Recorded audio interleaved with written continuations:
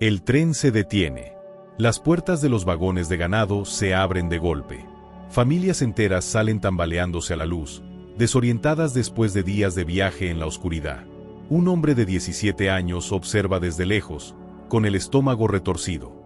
Él sabe algo que ellos no. En menos de una hora, la mayoría estarán muertos. Si les advierte, lo matarán al instante.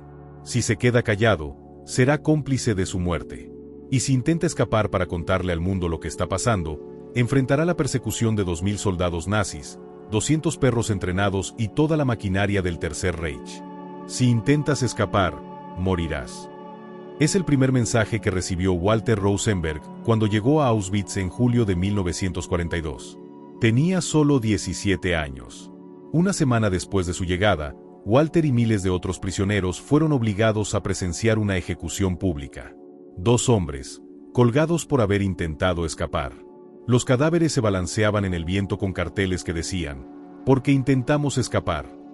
Los guardias mantuvieron a todos de pie durante una hora completa, obligándolos a mirar. El mensaje era claro, escapar es imposible, ni siquiera lo intentes. Pero Walter llegó a una conclusión diferente ese día. El peligro no estaba en intentar escapar, sino en intentarlo y fracasar. Desde ese momento, tomó una decisión, él escaparía. Y lo lograría. No tenían idea de que estaban entrando al matadero más grande de la historia. Walter lo sabía, pero le habían prohibido hablar. Si decía una palabra, le dispararían. ¿Qué harías tú si fueras el único que conoce la verdad que podría salvar miles de vidas? Walter Rosenberg no era solo un prisionero más en Auschwitz. Durante casi 2 años, vio funcionar la maquinaria de muerte nazi desde adentro. Trabajó en la plataforma donde llegaban los trenes, la llamada Judenrampe. Su trabajo consistía en descargar los vagones llenos de judíos que llegaban de toda Europa. Día tras día, vio llegar a familias enteras con sus maletas y pertenencias. Venían con la esperanza de comenzar una nueva vida en el este, como les habían prometido los nazis. Traían ollas, juguetes para sus hijos, ropa, recuerdos familiares. Algunos incluso traían muebles. Pero todo era una mentira cuidadosamente construida. A los recién llegados les decían, «Por Dios, ¿en qué estado los han transportado? Esto es inhumano». Como si los guardias estuvieran indignados por el trato que habían recibido. Les prometían comida, agua y un lugar para descansar después de desinfectarse. A algunos les preguntaban por sus oficios, ¿eres zapatero? Te necesitamos urgentemente. ¿Por qué preguntar eso si planeaban matarlos? Era parte del engaño. Incluso la cámara de gas estaba disfrazada. Tenía un letrero que decía a los baños y falsos cabezales de ducha en el techo. Les decían que ataran sus zapatos en pares para no perder tiempo buscando el otro zapato después. En realidad, los nazis sabían que los zapatos de los niños asesinados solo serían útiles para las familias alemanas si venían en pares. Walter comprendió algo esencial. Auschwitz funcionaba gracias al engaño. Si las víctimas hubieran sabido la verdad, podrían haber resistido o al menos, haber ralentizado la máquina de muerte. Aunque los guardias tenían ametralladoras y los prisioneros nada, a veces llegaban 1000 personas a la vez, superando a los nazis en proporción de 10-1. El sistema nazi dependía de una premisa fundamental, que las personas que llegaban a Auschwitz no supieran a dónde iban ni para qué. Walter lo entendió perfectamente porque estaba parado todos los días en el umbral del matadero. Una noche, Walter vio algo que lo marcó para siempre. Un tren llegó desde Theresienstadt, un campo de concentración en Checoslovaquia. Entre los recién llegados había una madre checoslovaca bien vestida, con 2 niños pequeños de la mano. Parecía aliviada de haber llegado. «Gracias a Dios que estamos aquí», le dijo a un oficial alemán. Uno de los compañeros de Walter, al pasar corriendo junto a ella, le susurró, «Pronto estarás muerta». La mujer, ofendida, se acercó a un oficial alemán como si fuera la clienta indignada de unos grandes almacenes de Praga. «Oficial, uno de esos criminales me ha dicho que mis hijos y yo vamos a ser asesinados», se quejó en perfecto alemán.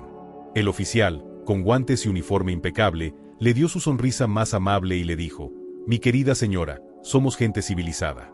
¿Qué criminal le ha dicho eso? Si fuera tan amable de señalarlo». Ella lo hizo, y el oficial anotó tranquilamente el número del prisionero. Después, Cuando todo terminó y todas las personas se habían ido, el oficial buscó a ese prisionero, lo llevó detrás de los vagones y lo hizo fusilar.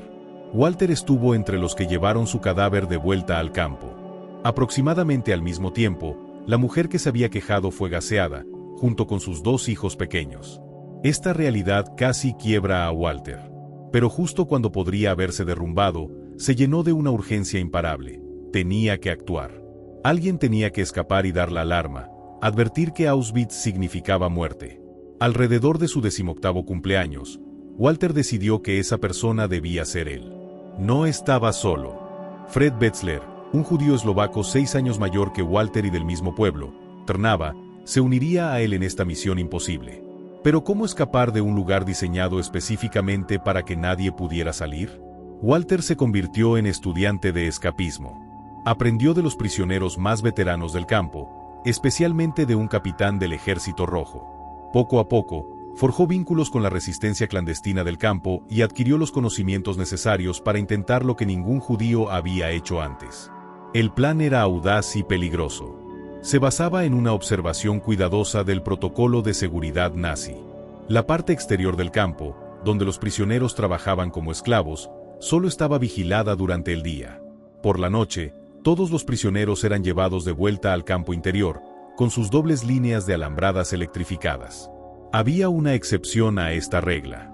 Si faltaba un prisionero, los guardias mantenían el anillo exterior de puestos de vigilancia durante 72 horas mientras lo buscaban. Después de ese tiempo, concluían que el fugitivo había escapado y transferían la responsabilidad de encontrarlo a la Gestapo. Si un prisionero podía esconderse en la zona exterior durante esos 3 días y 3 noches después de que sonara la alarma, saldría la 4ª noche a un campo exterior sin vigilancia. Podría escapar. Walter y Fred necesitaban un escondite donde pudieran permanecer inmóviles y en silencio durante 3 días enteros, eludiendo a 200 perros entrenados específicamente para encontrar a fugitivos como ellos. La resistencia del campo les ayudó a preparar un escondite dentro de una pila de madera en la zona exterior del campo.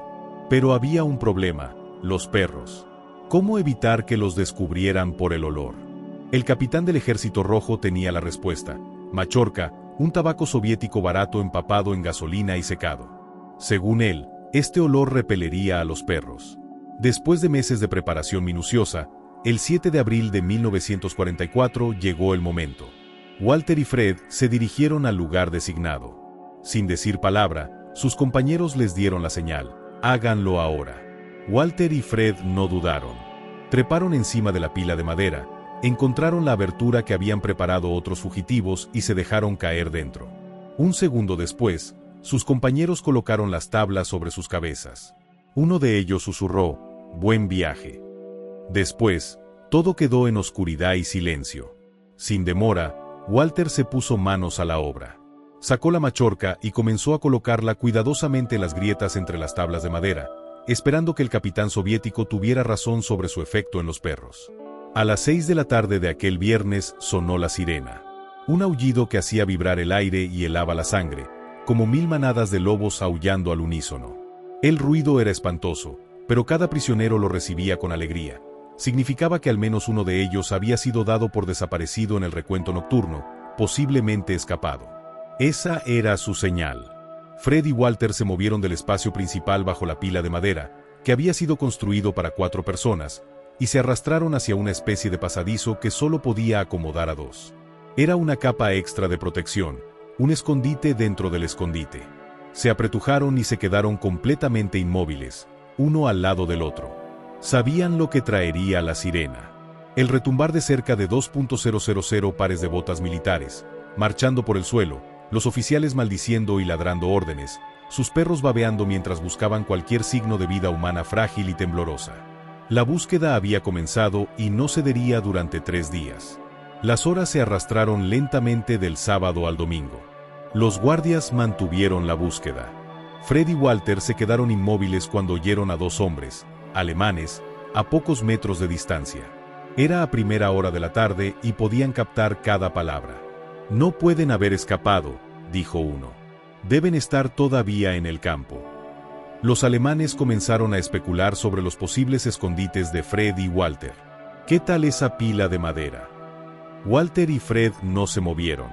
Los dos alemanes treparon encima de la pila de madera y comenzaron a desmontarla, tabla por tabla. Walter agarró su cuchillo. Fred hizo lo mismo.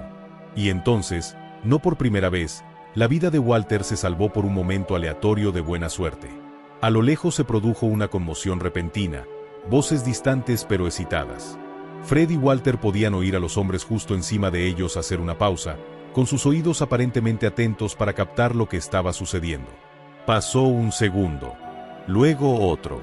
Finalmente, uno de la pareja dijo: «Los tienen. Vamos, rápido». Y, abajo, Fred y Walter oyeron a sus potenciales descubridores alejarse precipitadamente. La tarde del domingo dio paso al lunes. El turno de la mañana regresó, trayendo consigo el mismo estruendo, los mismos ladridos, tanto humanos como animales, durante otras 10 horas, cada minuto pasando al mismo ritmo agonizante. A las 6:30 de la tarde, Walter y Fred finalmente escucharon el sonido que tanto habían anhelado. Anunciado en voz alta, resonó: «Postenket ab 100». Era la orden de retirar la Grosse Postenket, la cadena exterior de puestos de centinela, gritada de una torre de vigilancia a la siguiente y luego a la siguiente, rodeando todo el perímetro. Para Fred y Walter, esas palabras, vociferadas por los hombres que los habían esclavizado y asesinado a cientos de miles de su pueblo, sonaban como la música más dulce. Era una admisión de derrota por parte de los guardias, un reconocimiento de que habían fallado en recapturar a los 2 prisioneros que habían perdido. Pero aún no estaban libres. Todavía tenían que salir de su escondite. Para Walter, incluso arrastrarse fuera de la cavidad lateral envió un dolor agudo a través de sus brazos, piernas, tronco y cuello. Sus músculos estaban rígidos y fríos, sus primeros movimientos bruscos e inseguros. Finalmente llegaron al pozo principal. Se abrazaron en la oscuridad. Ahora tomaron un respiro profundo y presionaron sus palmas contra el techo, tratando de empujar la tabla inferior. Pero no se movía. Probaron en otro lugar. Seguía sin ceder. ¿Se habían sellado accidentalmente en su propia tumba? Habían asumido que, si se podía poner una tabla encima, se podía quitar. Pero levantar tablas es fácil desde arriba. No tanto desde abajo, cuando el peso de toda la pila está presionando hacia abajo. Empujando juntos, gruñendo de dolor, lograron levantar una de las tablas inferiores no más de 1 pulgada. Pero fue suficiente para darles ventaja.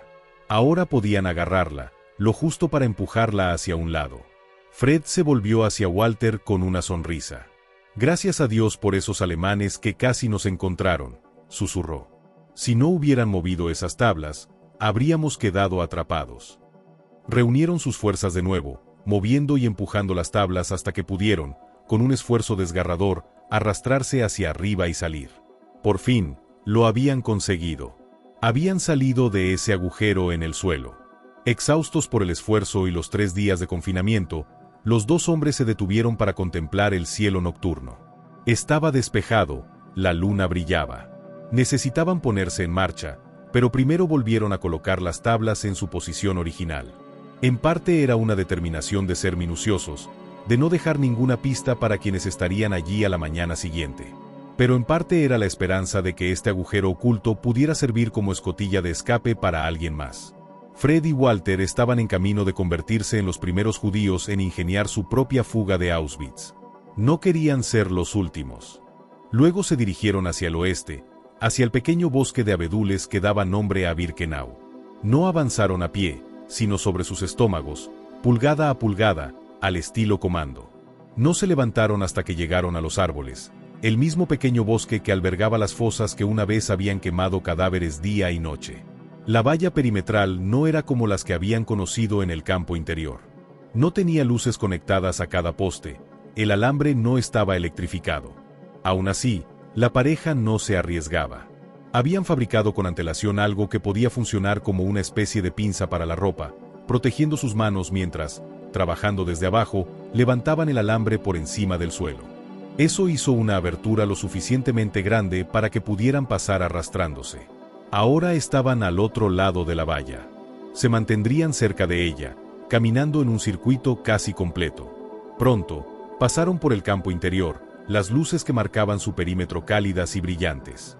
Si no lo supieran mejor, la vista casi podría parecer acogedora, dada la desolación árida que los rodeaba. excepto que sí lo sabían mejor, porque también podían ver las chimeneas de los crematorios, bombeando sus llamas verdosas azuladas de refinería de petróleo y su espeso humo de muerte. La pareja echó un último vistazo, con más claridad que nunca querían volver a ver este lugar. Continuaron, caminando tan sigilosamente como pudieron, sus extremidades aún rígidas, ralentizados por el terreno pantanoso. Alrededor de las 2 de la madrugada, cruzando un páramo abierto, llegaron a un cartel con una advertencia para aquellos que venían en dirección contraria. Atención. Este es el campo de concentración de Auschwitz. Cualquiera que se encuentre en estas tierras será fusilado sin previo aviso.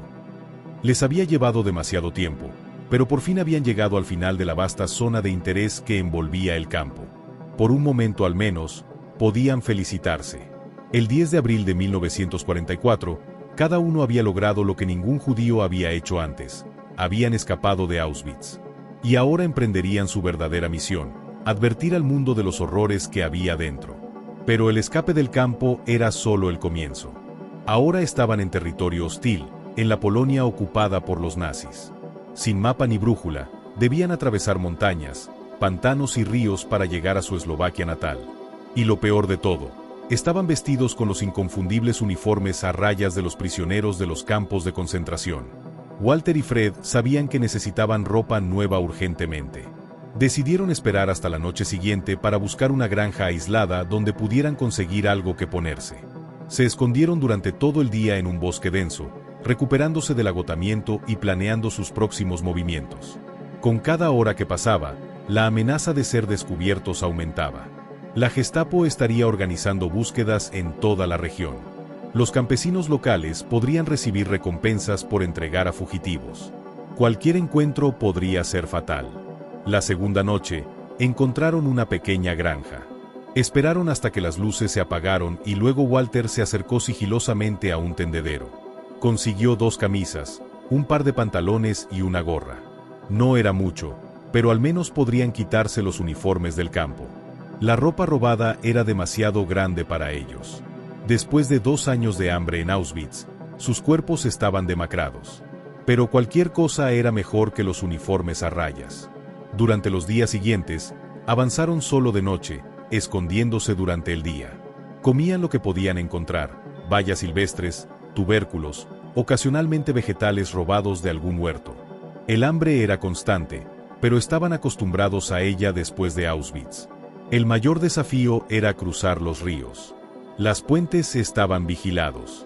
Una noche, tuvieron que nadar a través de un río helado. Fred casi se ahoga, pero Walter lo ayudó a llegar a la otra orilla. Ambos temblaban incontrolablemente, sus ropas empapadas congelándose en la fría noche primaveral. Pero siguieron adelante. Orientándose por las estrellas y preguntando ocasionalmente a campesinos de confianza, lograron mantener su rumbo hacia Eslovaquia. Era un viaje de aproximadamente 130 kilómetros a través de terreno difícil, con el constante peligro de ser capturados. Una noche, se toparon con una patrulla alemana. Se tiraron al suelo justo a tiempo, conteniendo la respiración mientras los soldados pasaban a pocos metros de ellos. El más mínimo ruido habría significado su fin. Después de casi 2 semanas de caminata extenuante, finalmente cruzaron la frontera con Eslovaquia. Pero incluso allí no estaban a salvo. Eslovaquia era un estado títere nazi, y los judíos eran perseguidos también allí. Se dirigieron a Ilina, donde sabían que había una comunidad judía clandestina. Allí hicieron contacto con el consejo judío local. Al principio, fueron recibidos con escepticismo.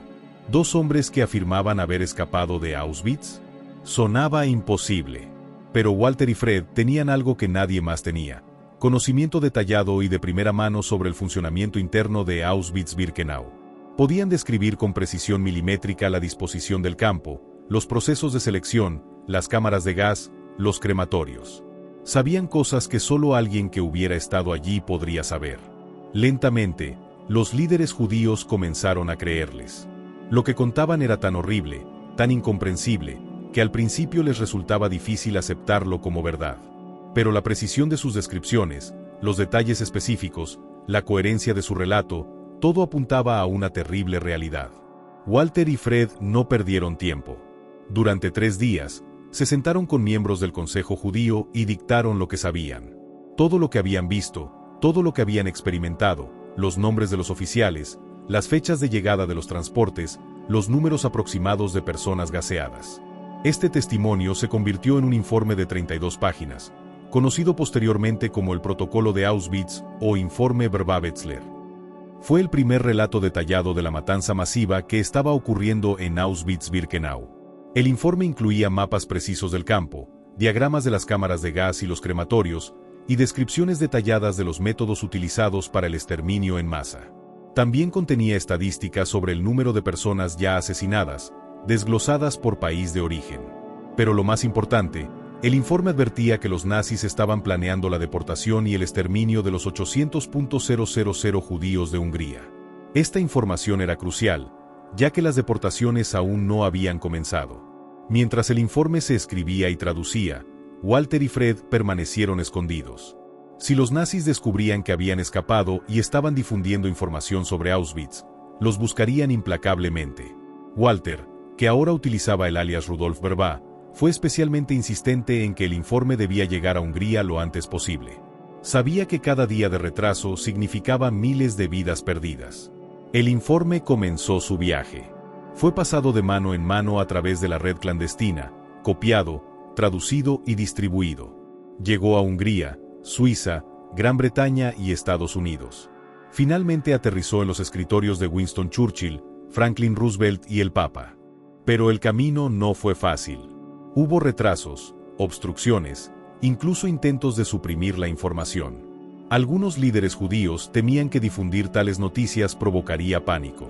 Otros simplemente no podían creer que fuera verdad. En Hungría, el informe llegó demasiado tarde para evitar las primeras deportaciones. Pero cuando finalmente fue ampliamente divulgado, tuvo un impacto dramático. El almirante Miklos Horthy, regente de Hungría, recibió una copia. Horthy, aunque aliado de Hitler, no era un antisemita fanático. Cuando leyó con horror lo que estaba sucediendo con los judíos deportados, ordenó detener las deportaciones. Esto sucedió después de que aproximadamente 437.000 judíos húngaros hubieran sido enviados a Auschwitz, pero salvó a los 200.000 judíos que quedaban en Budapest. El informe también provocó presión internacional. Suecia, Suiza, España y la Cruz Roja Internacional comenzaron a ofrecer visas protectoras. El diplomático sueco Raoul Wallenberg llegó a Budapest y comenzó a emitir pasaportes suecos a judíos húngaros, salvando a miles. Los aliados, que inicialmente se habían mostrado escépticos o indiferentes, ahora enfrentaban pruebas irrefutables. Roosevelt advirtió públicamente contra las deportaciones. Churchill describió el exterminio como probablemente el crimen más grande y más horrible jamás cometido en toda la historia del mundo. Por primera vez, los bombarderos aliados sobrevolaron Auschwitz, tomando fotografías aéreas que confirmaban el relato de Walter y Fred. Hubo debate sobre si bombardear las vías férreas que llevaban al campo, o incluso las cámaras de gas, pero finalmente no se tomó ninguna acción militar directa. A pesar de esto, el informe Verba-Wetzler fue un punto de inflexión. Las operaciones de los campos de exterminio, que habían dependido en gran medida del secreto y el engaño, ahora estaban expuestas al mundo. La máquina de muerte nazi ya no podía funcionar sin obstáculos. Walter y Fred permanecieron escondidos en Eslovaquia durante meses. Eventualmente, Walter se unió a la resistencia eslovaca y participó en el levantamiento nacional eslovaco contra los nazis en agosto de 1944. Cuando la rebelión fue aplastada, regresó a la clandestinidad, sobreviviendo hasta la liberación. Mientras tanto, en Auschwitz, las consecuencias del escape se sintieron dramáticamente. Después de que el informe comenzó a circular, los judíos que llegaban en los transportes ya no eran tan fácilmente engañados. Algunos llegaban sabiendo lo que les esperaba. Hubo actos de resistencia, intento de escape y más notablemente, una rebelión de los Sonderkommando, los prisioneros forzados a trabajar en las cámaras de gas, en octubre de 1944, durante la cual lograron volar uno de los crematorios. El 27 de enero de 1945, el Ejército Rojo liberó Auschwitz. Lo que encontraron confirmó todo lo que Walter y Fred habían revelado. El mundo pudo ver finalmente la verdad completa del Holocausto. Después de la guerra, Walter adoptó permanentemente el nombre Rudolf Verba. Se convirtió en bioquímico y se trasladó a Canadá, donde continuó dando testimonio sobre lo que había visto. Testificó en numerosos juicios por crímenes de guerra, incluyendo el juicio a Adolf Eichmann en Jerusalén en 1961.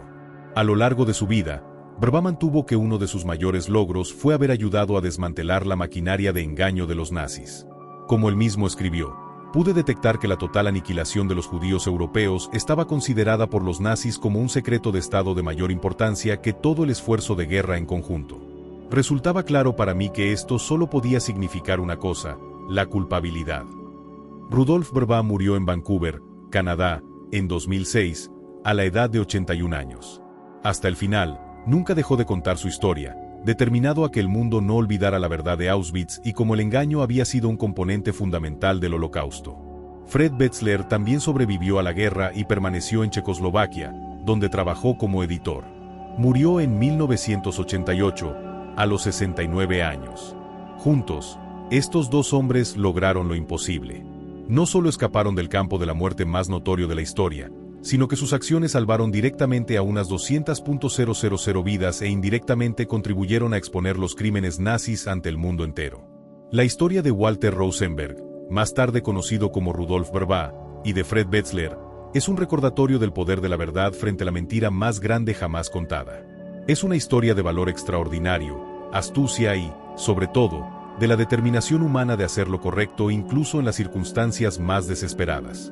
Mientras Walter y Fred cruzaban las montañas hacia Eslovaquia, los engranajes de la máquina de muerte de Auschwitz seguían girando. Miles de personas llegaban cada día, sin saber que iban directamente a las cámaras de gas. ¿Qué pasó con ese informe que Walter y Fred habían arriesgado sus vidas para crear? ¿Realmente cambió algo? La respuesta es compleja, pero en última instancia, sí.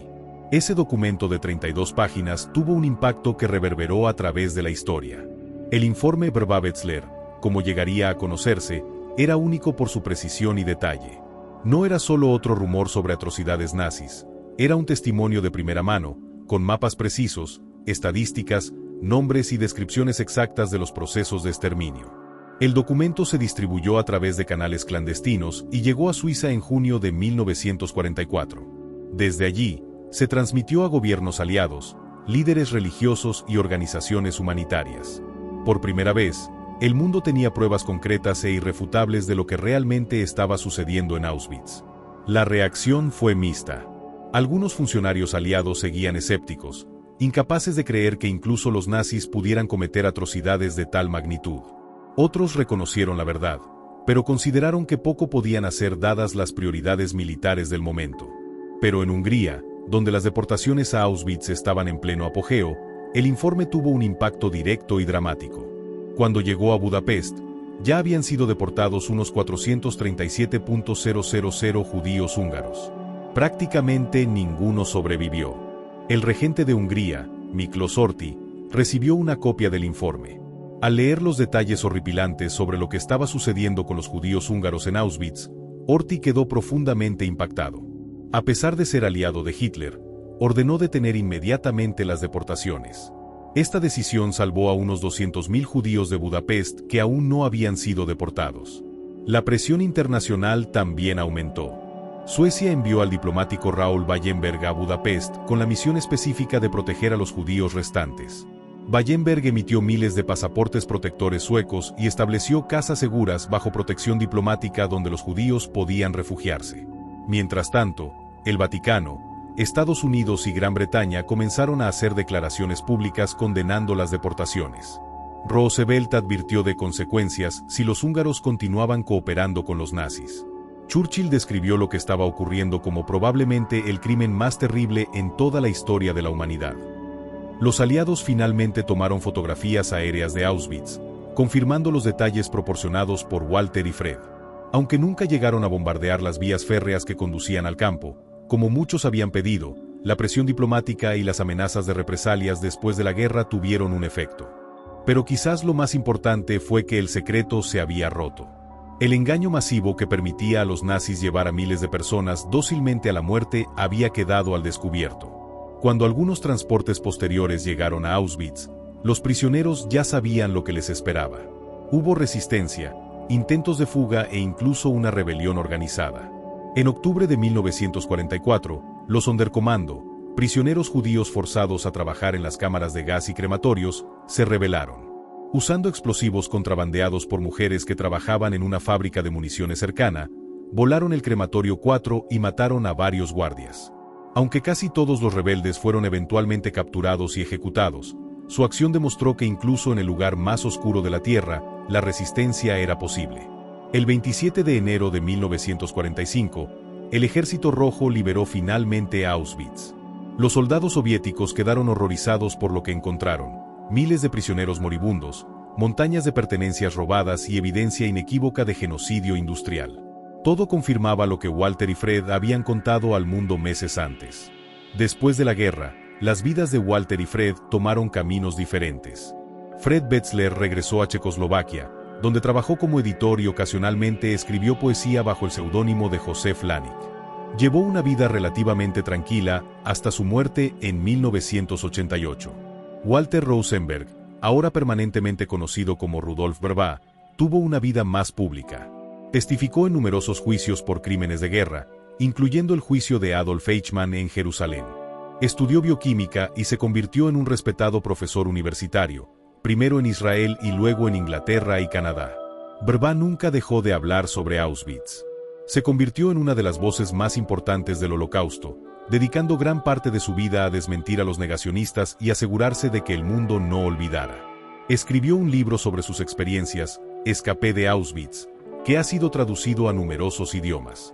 Pero Vrba también fue crítico con algunos líderes judíos de la época. Creía que si su informe hubiera sido distribuido más amplia y rápidamente, especialmente en Hungría, se podrían haber salvado más vidas. Esta postura le ganó a algunos detractores, pero él siempre mantuvo que la verdad, por dolorosa que fuera, era esencial para honrar a los que no sobrevivieron. Hasta su muerte en 2006, a los 81 años, Vrba siguió dando conferencias sobre el Holocausto. A menudo destacaba lo que consideraba la lección más importante de su experiencia: el peligro de la obediencia ciega y la necesidad vital de cuestionar la autoridad. Auschwitz no cayó del cielo, solía decir. Fue construido ladrillo a ladrillo por personas comunes que seguían órdenes sin cuestionarlas. El escape de Vrba y Wetzler no fue el único de Auschwitz. Hubo aproximadamente 700 intentos de fuga del complejo de Auschwitz durante sus 5 años de operación. De estos, solo alrededor de 300 tuvieron éxito, y la gran mayoría fueron prisioneros no judíos, principalmente polacos y prisioneros de guerra soviéticos. Solo unos 90 judíos lograron escapar, y la mayoría fueron recapturados. Lo que hace que el escape de Vrba y Wetzler sea tan extraordinario no es solo que lograron salir, sino el impacto que tuvieron después. Su fuga no fue simplemente un acto de supervivencia personal. Fue un acto de resistencia con un propósito mayor: revelar la verdad para salvar vidas. Y en esto, tuvieron un éxito que pocos actos de resistencia durante el Holocausto pueden igualar. ¿Qué podemos aprender de esta historia tan extraordinaria? Primero, el poder de la verdad frente a la mentira. Todo el sistema de Auschwitz dependía del engaño. Cuando ese engaño quedó expuesto, el sistema perdió parte de su eficacia. Segundo, la importancia del testimonio de primera mano. No fueron los gobiernos aliados ni las organizaciones internacionales quienes primero expusieron completamente Auschwitz, sino 2 jóvenes judíos que arriesgaron todo para contar lo que habían visto. Tercero, el impacto que pueden tener las acciones de individuos comunes. Walter Rosenberg era un adolescente de un pequeño pueblo eslovaco. Fred Wetzler era un trabajador común. Ninguno tenía posiciones de poder o influencia. Y sin embargo, cambiaron el curso de la historia. Y finalmente, la resistencia es siempre posible, incluso en las circunstancias más desesperadas. Como escribió Viktor Frankl, otro superviviente de Auschwitz, todo puede ser arrebatado a un hombre, excepto una cosa, la última de las libertades humanas: elegir la actitud de uno en cualquier conjunto de circunstancias. Walter y Fred eligieron actuar. Eligieron arriesgar sus vidas no solo para salvarse a sí mismos, sino para intentar salvar a otros. Y en eso, encontraron un propósito que trascendió el horror que los rodeaba. Después de la guerra, cuando le preguntaron por qué había arriesgado su vida para escapar, Vrba respondió con palabras sencillas: para contar al mundo lo que estaba sucediendo y esperar que el mundo hiciera algo al respecto. El mundo tardó en reaccionar, pero finalmente lo hizo. Y gracias a la valentía de estos 2 hombres, cientos de miles de personas vivieron en lugar de morir. Familias enteras continuaron existiendo. Niños nacieron que nunca habrían nacido. Generaciones que no habrían existido ahora están entre nosotros. En abril de 2007, casi exactamente 63 años después de su escape, el gobierno eslovaco emitió un sello postal conmemorando a Rudolf Vrba y Alfred Wetzler. Era un pequeño tributo para lo que posiblemente fue el acto de resistencia más importante del Holocausto. Hoy, mientras el mundo enfrenta nuevos desafíos y amenazas, la historia de Walter y Fred nos recuerda el poder de la verdad frente a la mentira, la importancia de la acción individual frente a la injusticia y la posibilidad de resistencia incluso en los momentos más oscuros. Como dijo el propio Vrba, no puedo olvidar lo que vi, y no puedo permitir que el mundo lo olvide. Y gracias a él y a Fred Wetzler, no lo olvidaremos. Rudolf Vrba nunca se consideró a sí mismo un héroe. Cuando en sus últimos años los periodistas le preguntaban sobre su extraordinaria valentía, solía desviar la atención. No fue valentía, decía. Fue rabia. Rabia y la determinación de que la verdad saliera a la luz. Esta rabia la canalizó hacia algo constructivo. Después de la guerra, se convirtió en un destacado científico, realizando importantes investigaciones en el campo de la bioquímica. Publicó más de 50 artículos académicos y enseñó a generaciones de estudiantes. Pero nunca dejó que su nueva vida académica eclipsara su papel como testigo. Para él, ambos papeles estaban relacionados. Tanto en la ciencia como en el testimonio histórico, la precisión y la honestidad eran valores fundamentales. Mientras vivía en Vancouver, Canadá, Vrba a menudo recibía cartas de todo el mundo. Muchas eran de sobrevivientes judíos húngaros o sus descendientes, que le agradecían haber salvado sus vidas. Otras eran de estudiantes que habían leído su libro o escuchado su testimonio. Y algunas, tristemente, eran de negacionistas del Holocausto, que buscaban desacreditarlo. A estos últimos, Vrba respondía con la misma precisión meticulosa con la que había escrito su informe original. No con ira, sino con hechos. Nombres, fechas, números, lugares exactos. Detalles que solo alguien que estuvo allí podría conocer.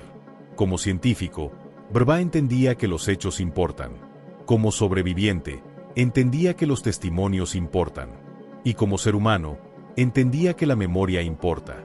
El olvido conduce al exilio, citaba a veces, pero la memoria es el secreto de la redención.